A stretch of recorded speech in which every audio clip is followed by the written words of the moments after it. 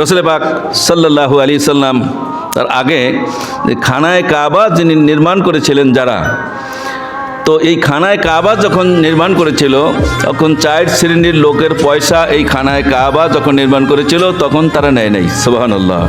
এক হচ্ছে সুদখোর, ঘুষখোর, মদ ব্যবসায়ী, নারী ব্যবসায়ী, এই 4 জনার পয়সা খানায় কাবায় লাগানো হয়নি। তখন ওলীদ ইবনে মুগিরা তার তায়েফ থেকে মদিনার দিকে খেজুর বাগান ছিল 90 কিলোমিটার। কত কিলোমিটার? সজাগ আছেন তো সবাই? এটা আমার দিক ঘুরান।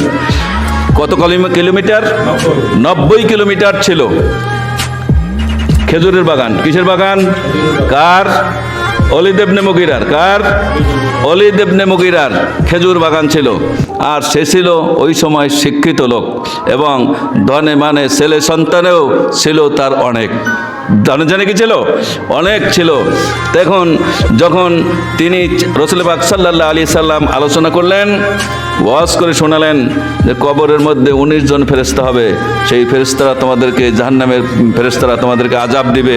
এই কথা শুনে একটু ওলীদ ইবনে মুগিরা নমনীয় হইল, তিনি চাইলেন মুসলমান হবেন।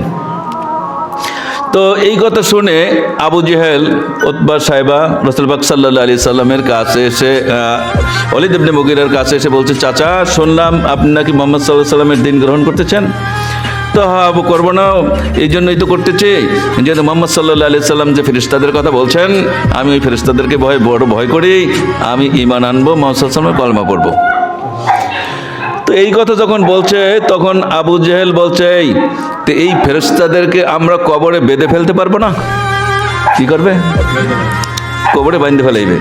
তো একজন উঠে বলে যে আমি ওর 9 জন একা বেঁধে ফেলবো, তোরা বাকিরা যারা আছো তারা 9 জন বেঁধে ফেলতে পারবি না?